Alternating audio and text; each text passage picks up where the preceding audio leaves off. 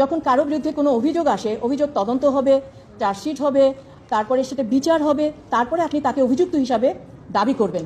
তার আগে তো আপনি তাকে অভিযুক্ত হিসাবে দাবি করতে পারেন না। কিন্তু প্রসিকিউশন কি করছে? মনের মাতুরি মিশিয়ে উনি এখানে বলতেছেন এই হয়েছে সেই হয়েছে। এই যে উনি এত হিউম্যান রাইটসের কথা বলেন, এখানে যে 3,000 পুলিশ মারা হয়েছে সেটা নিয়ে কি প্রসিকিউশন কোনো কথা বলে? তাদের কি হিউম্যান রাইটস নাই? তাদের যখন তাদেরকে যখন পেটানো হয়েছে, ঝুলিয়ে রাখা হয়েছে, তাদের কি কোনো হিউম্যান রাইটস নাই? তাদের হিউম্যান রাইটস আছে কি না আছে বলেন?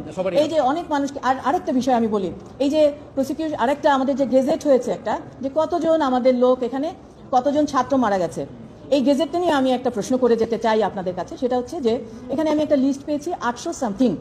এখন হ্যাঁ, এখন এই লিস্ট 876 বা কিছু, যারা মৃত, যারা ফিরে আসছে, তাদের সাথে ইনক্লুড কিনা আমি জানি না।